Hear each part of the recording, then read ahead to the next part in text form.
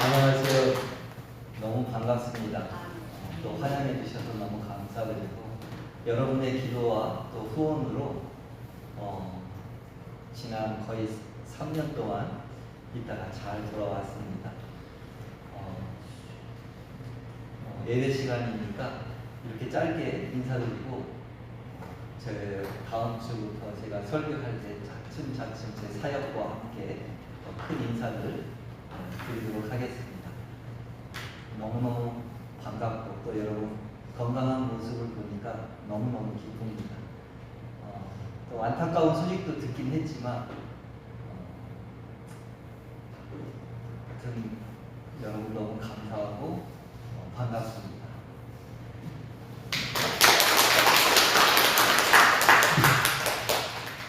우리 샬롬으로 앞뒤 옆분들과 함께 인사할까요? 샬롬. 잘 오셨습니다. 반갑습니다. 네. 우리 성도님들께서 사랑의 마음으로 염려해 주셔서 엊그제 금요일 밤에 김태형 선사님이 3년의 그 약속의 시간을 잘 마치고 무사히 돌아오게 돼서 하나님과 여러분들께 진심으로 감사드립니다.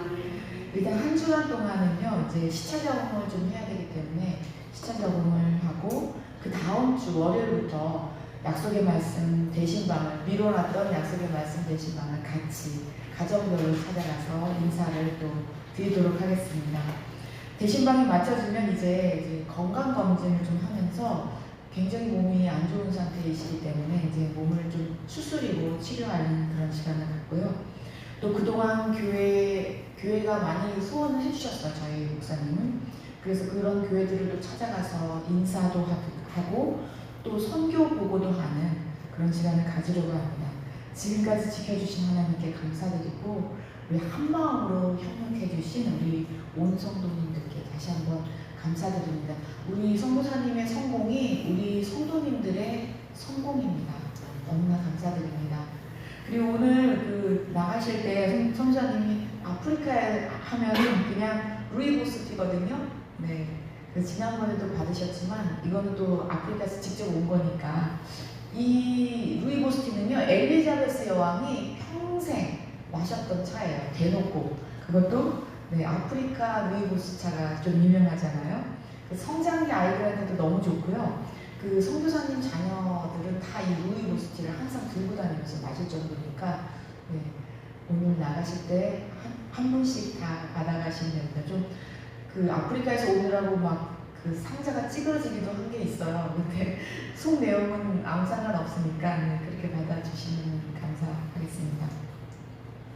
준비하신 여러분, 우리 지난주부터 이제 제2의 수요일, 그래서 사순절이 시작되었어요. 지난주 수요일부터 우리 부활절까지 주일날을 뺀 그 날들을 특별 성경 읽기 지금 집회로 하고 있는데요.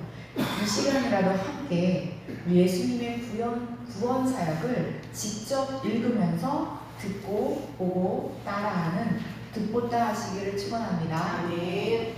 그래서 오늘 첫 번째 오늘이 사순절을 예배로 지키고 있는데요.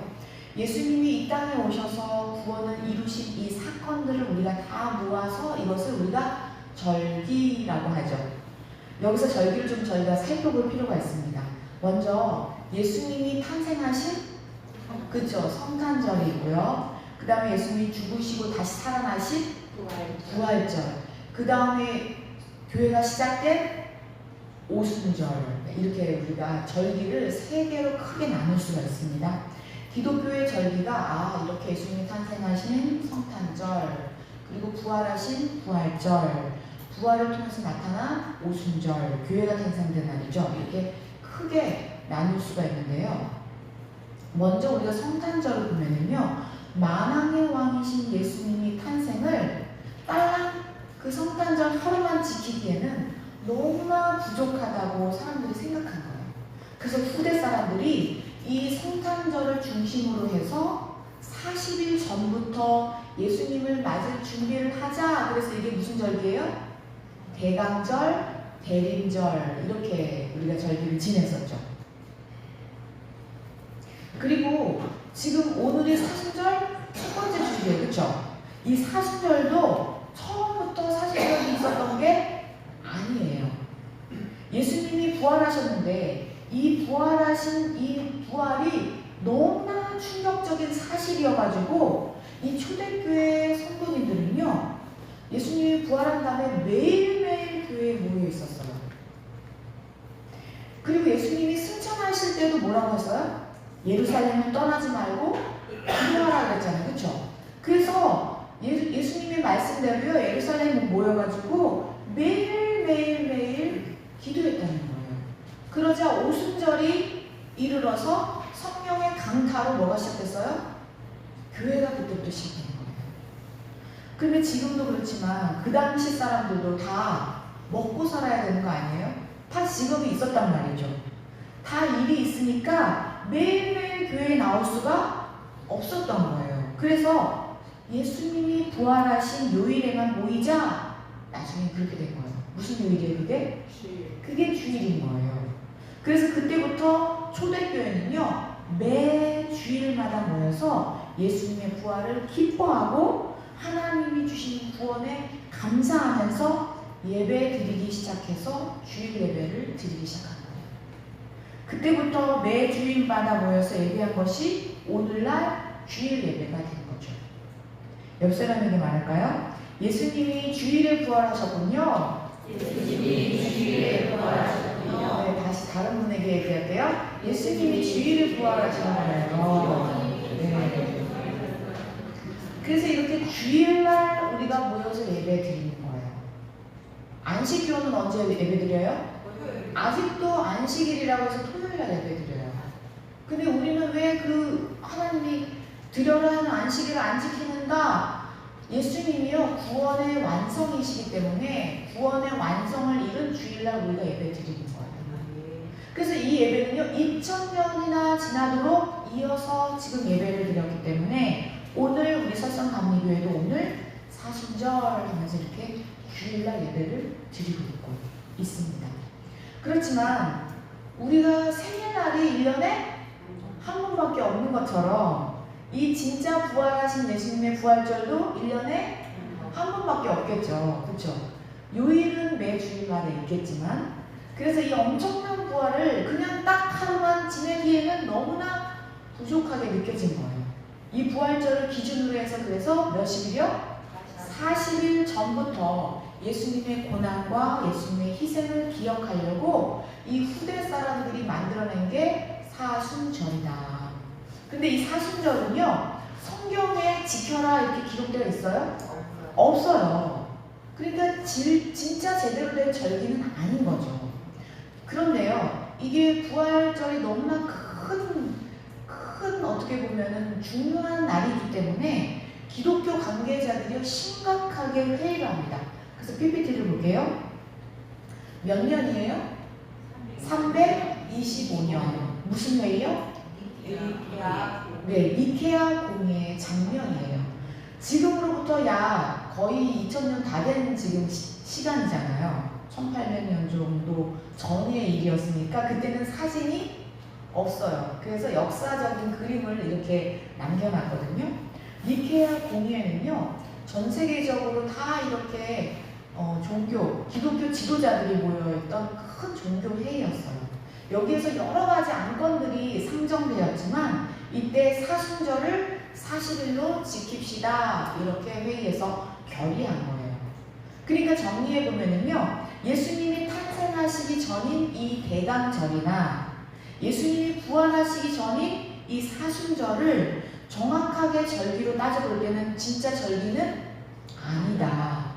그러나 진짜 절기는 크게 우리가 성탄절, 부활절, 오순절 이렇게 지키게 되지만 더 중요한 건 이거예요.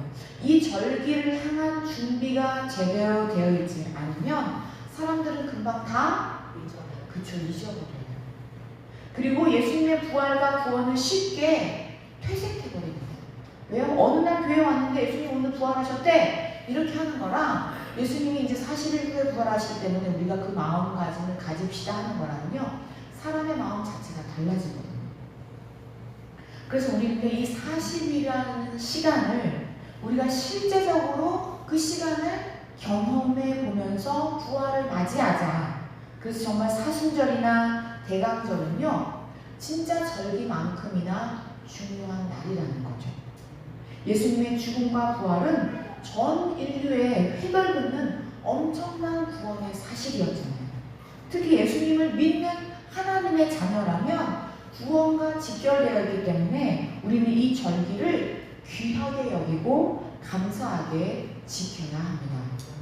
그래서 우리 설성감리교회도 지난주 수요일부터 이제 앞으로 5주 동안에 이 사순절을 지키려고 합니다. 저녁마다 모여서 예수님이 직접 행하셨던, 이 땅에서 직접 행하셨던 그 사복음서와 또 교회의 행적인 사도행전을 같이 읽으면서 구원 계획을 하신 하나님의 사랑 안으로 다 같이 들어가시기를 축원합니다. 그래서 말씀을 듣고 보고 따라가려고 합니다. 다시 옆 사람에게 말할까요? 같이 듣보다 합시다. 같이 듣보다 합시다. 네, 다시 옆 사람에게, 다른 옆 사람에게요. 같이 듣보다 합시다. 같이 듣보다 합시다. 같이 듣보다 합시다. 우리 유림이 유정이가요, 시간표가 이때 바꿔요 그랬더니 우리 권사님들하고 집사님들이 얼른 또 바꾸어 주셔가지고 얼마나 감사하네요. 함께 성경을 읽고 성경 속으로 들어가서 듣보다 하면서 하나님의 말씀으로 세상에서 당당히 살아내는 저와 여러분 되시기를 축원합니다. 아멘. 저희가 지난주까지 이제 4주에 걸쳐서 저희가 세례 요한의 사역을 확인했었는데요. 세례 요한의 포지션은요, 이 구약의 전체 옷을 입고 예수님을 준비했기 때문에 우리가 굉장히 잘 살펴볼 필요가 있었습니다. 그래서 세례 요한의 첫 번째는 어떻게 말했었죠? 그는 흥하여야겠고 나는 쇠하여야 하리라. 내가 흥하면 뭐가 나와요? 네, 죄가 흥해요. 내가 흥하면. 그래서 나는 쇠해야 한다. 예수님만 흥하는 2024년 되시기를 축원합니다. 네, 두 번째는 소리, 그쵸? 우리는 저마다 자신의 목소리를 내고 이 땅 가운데서 살고 있는데요. 그런데 사랑이 없으면 울리는 그쵸, 꽹과리와 같다. 사랑이 없으면 아무것도 아니다. 그래서 2024년은 사랑으로 시작해서 사랑으로 맞춰지기를 축원합니다. 세 번째는요, 세례 요한의 행적을 우리가 살펴보니까 오실 그이가 당신입니까? 이렇게 질문했다는 거예요. 그런데 세례 요한뿐만이 아니라 이 질문은 우리도 해야 된다는 거죠. 예수님이 정말 나의 구원자인가? 정말 예수님이 나의 주인 맞나? 진지하게 우리가 예수님 앞에 이 질문을 가지고 나아가면요, 사랑 많으신 예수님은 세례 요한에게 하셨던 것처럼 우리에게도 다 보여주시고 우리에게도 성경으로 답해 주십니다. 그래서 마지막 네 번째 보니까 내 주 예수 계신 곳이 그 어디나 그 어디나 하늘나라가 되었어요. 비록 세례 요한은요, 감옥에 갇혀 있었지만 예수님께서 말씀을 풀어주실 때 감옥 속에서도 그 어디나 하늘나라로 살아내었다는 거죠. 그리고 지난주에는 저희가 여자가 낳은 자 중에서 가장 큰 자에 대한 두 가지 해석을 말씀드렸어요. 그렇죠?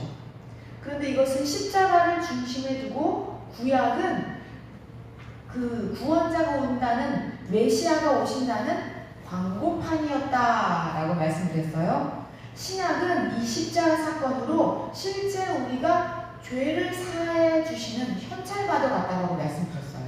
그래서 구약은 뭐예요? 광고편이에요. 신약은요? 현찰과 같다고요. 그쵸? 한번 따라해볼까요? 구약은 광고편이에요. 구약은 광고편이에요. 신약은 현찰이에요. 신약은 현찰이에요. 왜요? 죄를 사할 수 있거든요. 이 십자가 이후부터는. 십자가 전에는 그렇지 못했거든요. 그러니까 십자가가 오신다는 광고편이었다는 거죠. 그리고 여자가 낳은 자 중에 두 번째 의미는 뭐냐면요, 사람의 크기가 아니라 십자가의 크기다. 구약에서는요 종의 신분이었어요. 모든 예언자나 모든 선지자들은요 다요 종이었다는 거예요. 그러나 신약부터는 뭐예요? 하나님의 자녀가 되는 특권을 주셨잖아요. 그래서 신분 자체가 달라요. 그래서 십자가 이 사건으로요 우리의 죄가 완전히 사해졌기 때문에 구약에서는 종이었다면 십자가 이후로는 뭐예요? 하나님의 자녀다. 신분이 완전히 변한 거예요. 신분이 달라진 거예요. 옆 사람에게 좀 다시 말할까요? 사람의 크기가 아니라 십자가의 크기입니다. 사람의 크기가 아니라 십자가의 네, 크기입니다. 다른 옆 사람에게 얘기할까요? 시작. 사람의 크기가 아니라 십자가의 크기입니다. 아멘. 우리가 십자가의 은혜로 이 자리에 있는 줄로 믿습니다. 아멘. 하나님의 나라에서는 그래서요 세례 요한이 우리보다 더 커요, 작아요?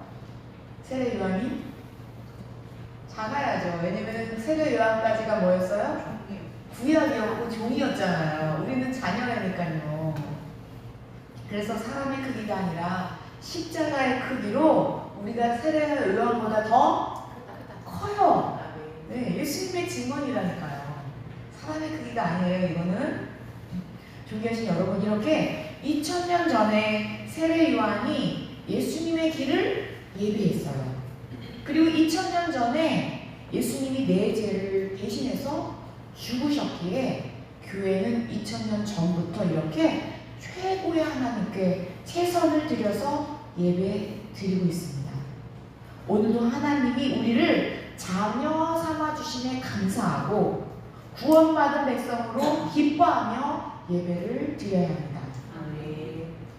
우리는 이렇게 지난주 이제 4주 동안에 예수님을 예비한 이 세례 요한을 살펴봤는데요. 오늘은 사순절 첫 번째 주일로 이제 다시 카메라를 들고 누구를 비춰봐야 돼요, 지금? 그쵸, 예수님을 따라가 봐야 되겠죠. 네. 그러려면은요, 예수님의 사역을 오늘 좀 정리를 해보셔야 돼요. 예수님이 어떻게 사역을 시작하셨는지를 이제 좀 살펴보겠습니다. 그러려면은 이제 예수님의 첫 번째 공생애가 언제 시작됐죠? 세례 요한의 세례부터 시작된 거예요. 그쵸?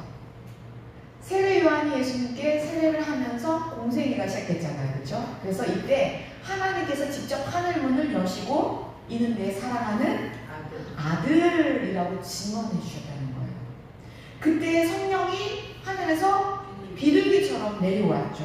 예수님은요 물에 계셨잖아요. 그래서 이렇게 이때 성부, 성자, 성령의 이 삼위일체 하나님이 동시에 인간 세계에 드러내 보이신 날, 이 날을 우리가요 예수님의 공생애가 전격적으로 시작된 날이다 그래서 주님이 현현하신 날, 그래서 이 날을 무슨 날이라고 그래요? 주현절이다 이렇게 말을 하죠.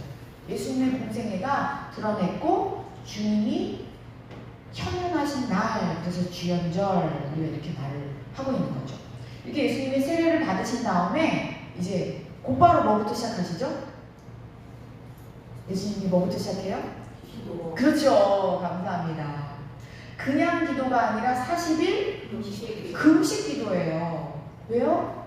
이제 공생애를 진짜 시작해야 되기 때문에 예수님은요 40일 동안 먼저 금식을 선포하고 기도하십니다.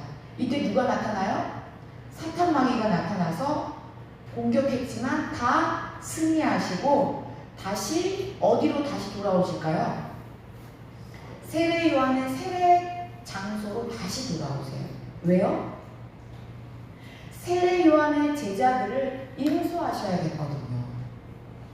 이것이 바로 구약에서 신약으로 바톤 터치가 되는 장면이에요.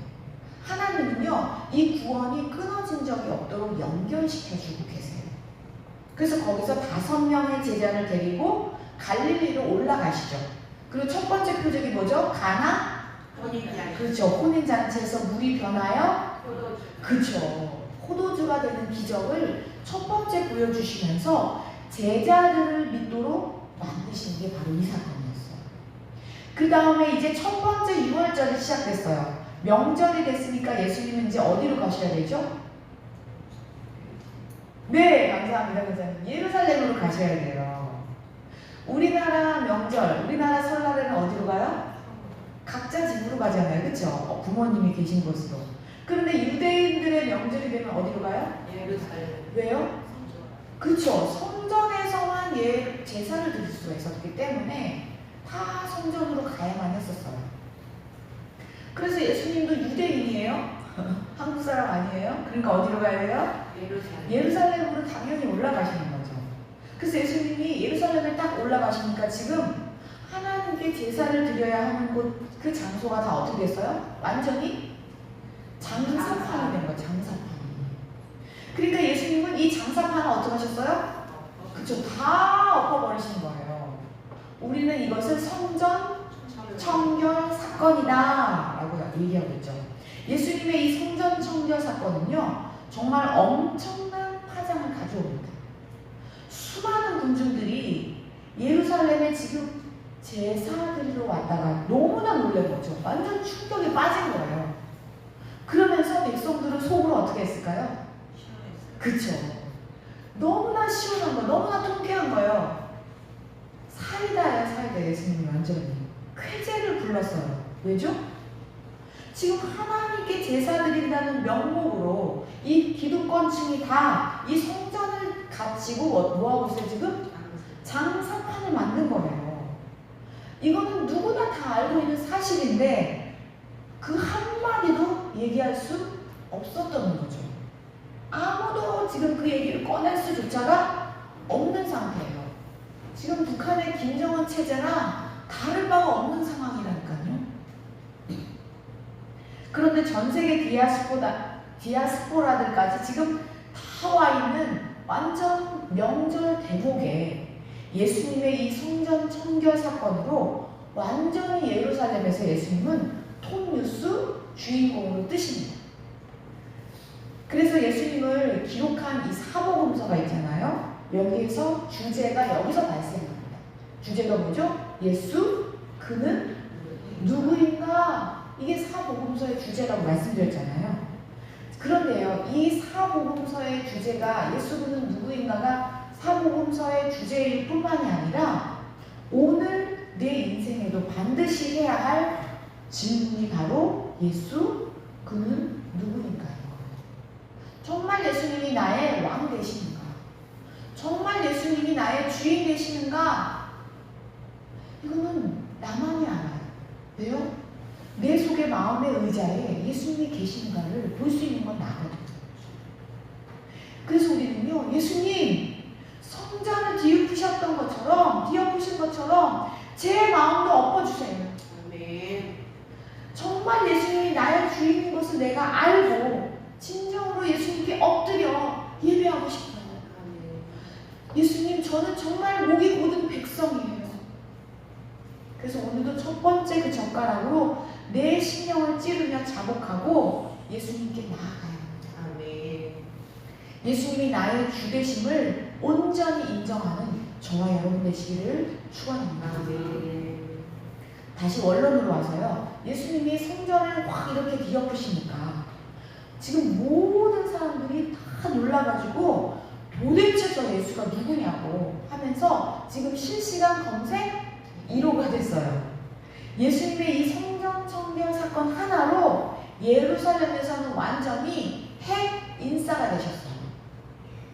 이 성전 청결 사건은요, 우리가 생각한 것보다 훨씬 더 큰 정말 엄청난 사건이었거든요. 감히 아무도 건들 수 없는 거를 예수님이 엎어버리셨거든요.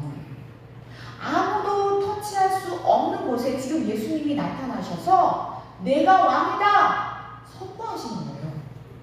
예루살렘 성전의 주권을 예수님이 쟁취하신 사건이 바로 이 성전 청결 사건이었던 거예요.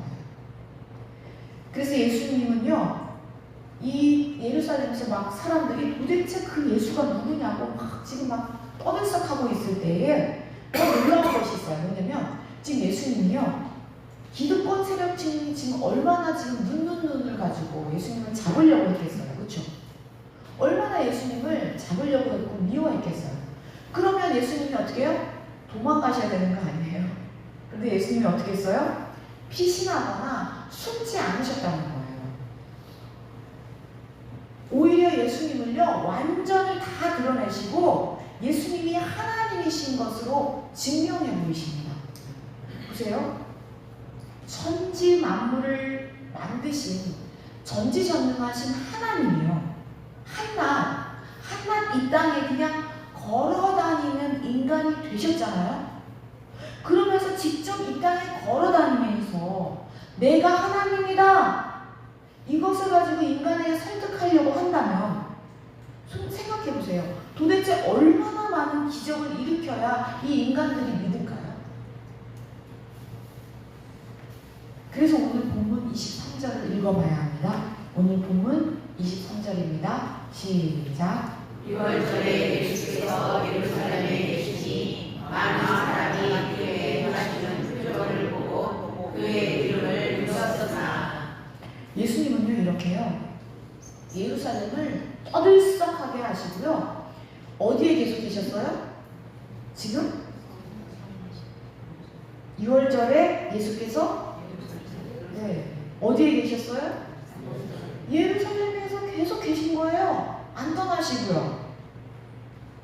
그러면서 내가 하나님이야 하는 많은 표적을 보여주셨어요. 그래서 여기서 보면 많은 사람이 어떻게 해요? 그 행하는 표적을 봤다는 거예요. 지금 많은 표적을 일으켰기 때문에 많은 사람들이 그 표적을 보았다라고 지금 성경을 기록하고 있습니다. 제가요, 성경을 읽을 때 이렇게 많은이라는 말이 나오면 어떻게 읽자고 했었죠? 감사합니다. 이렇게 읽으셔야 돼요. 그래야 성경이 내 마음에 와서 짝짝 붙어요. 성경은 그냥 훌떡훌떡 읽지 마시고요, 이렇게 개념이 나오잖아요. 그러면 수많은 사람들, 많은 사람들 이렇게 읽으셔야 돼요. 아시겠죠? 근데 오늘 본문은 누가 쓴 성경이에요? 네, 요한이 쓴 성경이에요. 이 요한복음을 보면요, 다른 복음서에서 잘 나타나지 않는 단어가 지금 여기 나왔어요. 무슨 단어죠? 그렇죠. 표적이라는 말에 우리 동그라미 치셔야 됩니다. 동그라미. 네. 교회에 오시면은요, 우리 최명남 권사님처럼요, 성경을 다 펴시고요, 오늘 본문을 천천히 읽으시고 예배를 준비하셔야 됩니다. 그리고 되도록요, 빨간 볼펜을 다 가지고 다니세요. 네. 그래서 지금처럼 동그라미 치세요 그러면 성경에다가 이렇게 표시하셔야 돼요. 왜요? 성경에요, 내 손때가 묻어 있어야 내가 정말 성경을 읽을 때요, 아 그랬지 하면서 예수님이 더 잘 보여져요. 예수님을 잘 볼 수 있는 눈이 세상에서 가장 밝은 눈이지 않아요? 그렇죠? 그래서 성경하고 친해지기를 축원합니다. 성경에다가 이렇게 그리세요. 지금 본문을 살펴보는 것처럼요, 이제 앞으로 성경을 읽을 때마다 표적이라는 말이 나오면 무슨 복음이에요? 그렇죠. 표적이라는 말만 나와도 요한이 썼겠구나 이렇게 짐작할 수 있을 정도로 요한복음에는 표적이라는 말이 많이 나와 있어요. 동그라미 다 치셨죠? 네. 근데 이 표적이라는 말이 무슨 뜻일까요? 네, 기적, 이적. 이 기적이나 이적은 무슨 말이에요? 초자연적인 현상이잖아요. 인간이 할 수 없는 그런 일들이잖아요. 그런데 여기서 표적이라는 말은요, 인간이 할 수 없는 이 초자연적인 현상이 일어났는데 이것을 기적으로만 끝나는 게 아니라요, 이것은 사인이다 라는 말이에요. 그러니까 이 표적이라는 말은요, 이정표라는 뜻이에요. 여기서 말하는 표적이라는 말은요, 이거예요. 이 기적을 일으킨 분이 바로 구원자시다 라는 뜻이라는 거죠. 그러니까 이런 기적이 일어나면 뭐예요? 이분이 하나님이시였구나, 이분이 메시아이시구나, 이분이 구원자구나 하는 표시라고 말하는 게 뭐예요? 표적이다. 기적만으로 끝나는 것이 아니라 이분이 그분이시다 라는 뜻인 거예요. 그래서 요한복음에는 예수님이야말로 구원자시다. 그래서 예수님이 하시는 기적은 바로 구원자라는 사인이에요. 그래서 뭐라고 쓴 거예요? 표적. 이렇게 쓴 거예요. 그래서 기적이나 이적이 아니라 표적으로 기록합니다. 이분이 하나님이세요. 이 사인이라는 거죠. 예수님은 6월절에 예루살렘을 진짜 지금 다 엎어버리셨잖아요. 그런데 이 6월절이 끝났다고 해서 예수님이 어디 가서 피신해 가 계시거나 지금 기득권 세력층이 무서워서 숨어 있지 않고 오히려 예수님은 예루살렘 그 중심부에서 예수님이 구원자이심을 많이 나타내 보이셔서 지금 어떤 사람들이요? 많은 사람들이 예수님의 표적을 보고 예수님을 믿었다라는 거예요. 그러니까 어떻게요? 이분이 그분이시다 하는 이 기적, 이 표적을 많이 일으키셨다는 거예요. 그래서 우린 여기서 오늘 설교 제목을 좀 읽어봐야 합니다. 오늘 설교 제목이요. 한번 읽어볼게요. 오늘 설교 제목 시작. 표적을 보고. 네. 뭐를 봤어요? 표적을 보고. 이렇게 사람들이요. 많은 사람들이 예수님이 행하는 표적을 보고 많은 사람들이 따라온 거예요.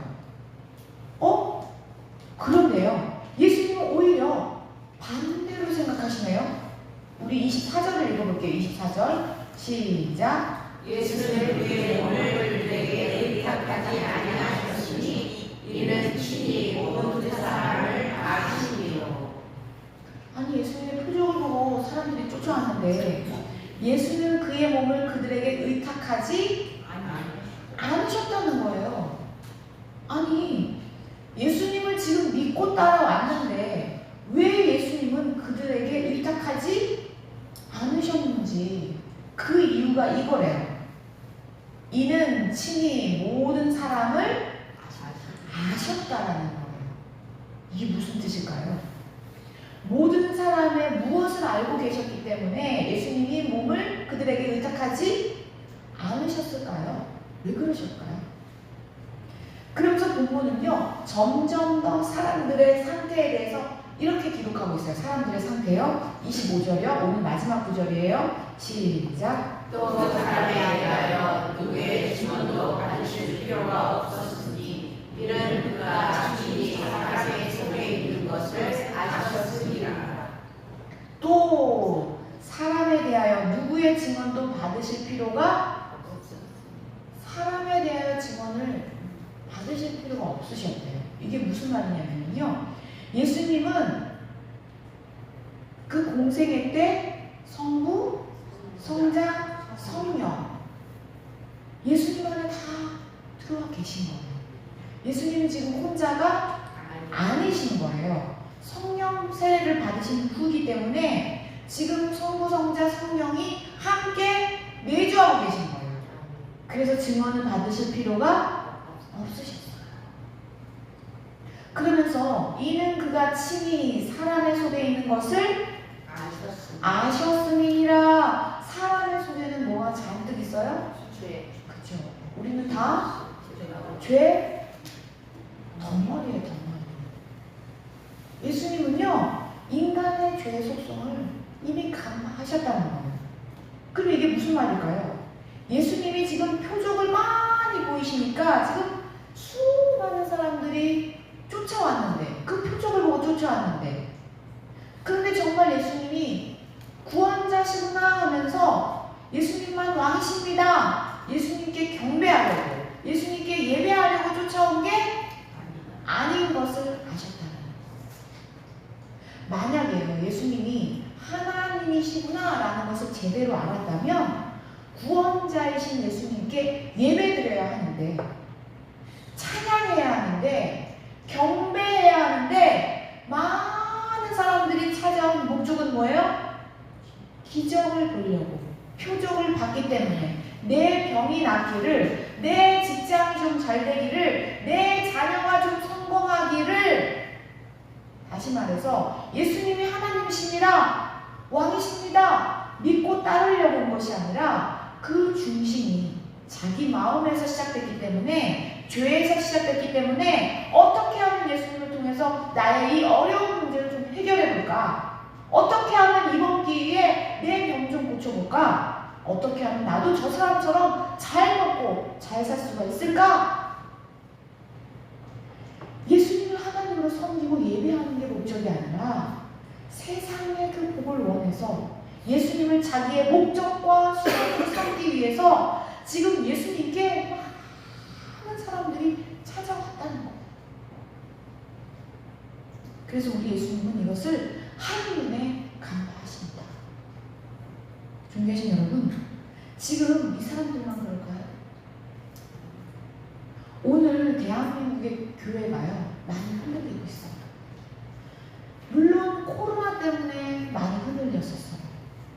또 사회적인 질타도 많이 받고 있기 때문에 흔들렸죠. 그러나 근본적으로 가장 큰 문제는 지금 이 사람들처럼 예수님을 믿는다고 하는 우리들이 예수님을 자신의 입신양명으로 믿고 세상의 축복을 구하는 추구의 수단으로 삼고 예수님을 통해 이 땅에서 좀 잘 먹고 잘 살아보려고 우리 대한민국의 교회가 그동안 그렇게 예수님을 믿고 따라온 것이 아닌가. 그래서 지금 이렇게 흔들리고 있는 것이 아닌가 돌아봐야 합니다. 그래서 예수님은 이런 사람들에게 예수님을 의탁하지 않으십니다. 예수님은 하나님이세요. 그래서 예수님은요, 사랑이세요. 그래서 예수님은 사랑에 반응하세요. 예수님은 진짜 사랑하는 사람들을 기뻐하세요. 그 사람의 형편을 보지 않으세요. 그 사람이 고위 관직이나 높고 낮음이나 돈이 많고 적음을 보지 않으세요. 진짜 이 사람이 나를 사랑하는가? 존귀하신 여러분, 그래서 우리가 예배를 드릴 때 기본 자세는요, 예수님을 사랑하는 거예요.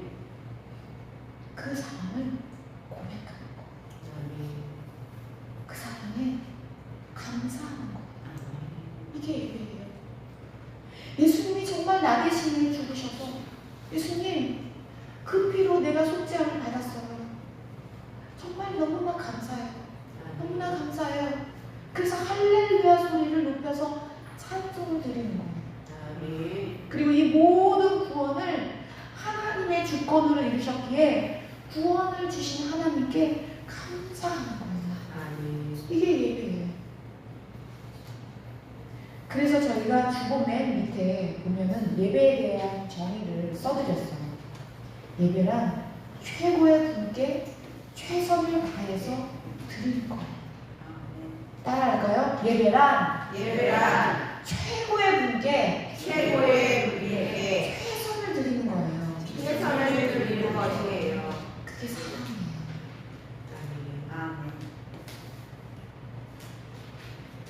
부모님이요, 자녀를 얼마나 사랑하는지 몰라요.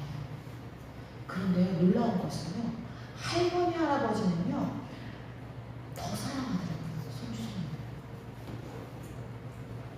그러니까 내가 부모였을 때 내 자식을 사랑하는 거라며 그 자식이 커서 그 자식을 낳은 그 손주를 사랑하는 마음이 질이 커요. 질이. 왜요? 그만큼 시간이, 사랑의 시간이 쌓였기 때문이에요. 그래서 내가 할아버지가 되기 전에는 그 사랑을 이해 못해요. 내가 할머니가 되기 전에는 그 사랑을 몰라요.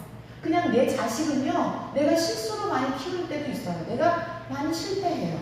그러나 내가 할머니 할아버지가 되잖아요. 실패할 연료가 없어요. 왜요? 너무 사랑하기 때문에.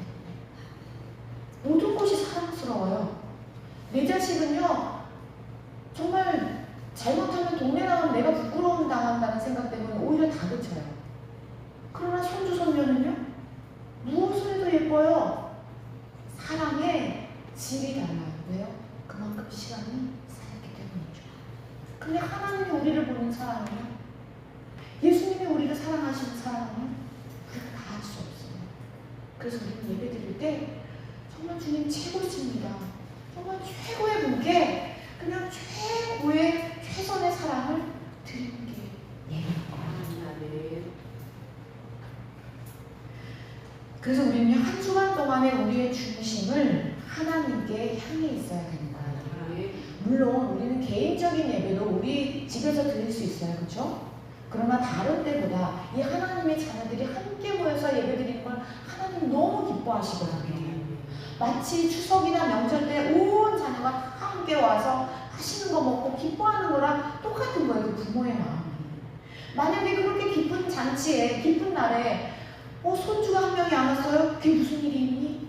걱정하는 게 할머니, 할아버지의 마음이잖아요. 그래서 우리가 다른 때보다 특히 이 주일날만큼 우리가 예배를 향해야 합니다. 그래서 우리가 토요일만큼은요, 토요일만큼, 다른 날도 그렇지만 토요일만큼은요, 우리 몸이 너무 피곤하지 않도록, 우리의 몸이 피곤하지 않도록 해서 예배 시간에 집중해서 주님을 더 사랑할 수 있는 시간에 이 환경을 만드셔야 합니다. 또 우리의 마음도 마찬가지예요. 토요일에 막 괜히 이상한 데 마음이 쏠리지 않도록 예배를 향해 있어야 합니다. 왜냐면 사람은요, 우리의 눈에 보이는 대로, 우리의 귀가 들리는 대로 거기에 휩쓸릴 수밖에 없어요. 거기에 반응할 수밖에 없어요. 우리의 몸도 마음도 하나님을 향해서 예배를 기준으로 준비해야 합니다. 이거는요, 목사라고 해서 목사만 하는 게 아니에요. 하나님의 자녀잖아요, 우리는. 하나님이 얼마나 사랑해서, 예수님이 얼마나 사랑해서 예수님의 피로 우리를 사셨잖아요. 그래서 하나님만 왕이십니다. 예수님만 왕이세요. 이렇게 최고의 분께 최선을 다해서 사랑해야 합니다. 옆 사람에게 말할까요? 예배를 중심으로 몸과 마음을 준비합시다. 예배를 중심으로 몸과 마음을 준비합시다. 뒷사람에게 한 번 더 할까요? 시작. 예배를 중심으로 몸과 마음을 준비합시다. 이렇게 기대함이 있으면요, 하나님 예배 시간에 엄청 부어주십니다. 아멘. 예배 나올 때요, 준비 없이, 아무런 준비 없이 그냥 시간 내서 그냥 부랴부랴 나오잖아요. 너무나 달라요. 예배를 준비할 때 주시는 그 하나님의 은혜와요, 예배를 사모하면서 드리는 그 은혜와 그냥 지각하지 말아야지 할 정도의 수준에 나와서 드리는 예배는 너무나 달라요. 우리의 몸과 마음이 하나님을 향해 준비되어 있으면 하나님은 우리에게요, 준비된 것보다 더 많이 부어주십니다. 아멘. 30배, 60배, 100배의 열매를 주시려고 하시는 게 하나님이세요. 아멘. 그런 분이 우리 하나님 아버지세요. 아멘. 2024년 예수님을 더욱 사랑해서 예수님의 그 응답으로 30배, 60배, 100배의 사랑의 열매, 복된 열매, 성령의 열매를 모두 맺으시는 저와 여러분 되시기를 축원합니다. 아멘. 기도하시겠습니다. 하나님 아버지, 예수 그리스도의 부활을 바라보며 사순절 첫 번째 예배를 주님 앞에 드립니다. 얼마나 우리를 사랑하셨기에 피 한 방울 남기지 않으셨는지 이 시간을 성경을 읽고 듣고 보고 따라가게 하여 주옵소서. 아멘. 그래서 하나님 아버지, 세상에서 줄 수 없는 그 사랑을 받게 하시고 세상에서 줄 수 없는 그 사랑을 알게 하셔서 더욱더욱 우리 주님만 왕이십니다. 주님만 사랑하는 우리 설성가는교회 온 성도가 되게 하여 주옵소서. 아멘. 그래서 하늘로부터 받은 그 사랑으로 30배, 60배, 100배의 사랑으로 차고 넘쳐서 이웃을 사랑할 수 있도록 축복하여 주옵소서. 아멘. 그래서 하나님 아버지, 예수 그리스도의 이름을, 예수 그리스도의 사랑을, 예수 그리스도의 이름만을 전하는 우리 설성가는교회 온 성도가 될 수 있도록 인도하여 주옵소서. 아멘. 우리를 사랑의 나라로 옮겨주신 우리 구주 사랑의 예수 그리스도 이름으로 감사하며 기도드렸습니다. 아멘.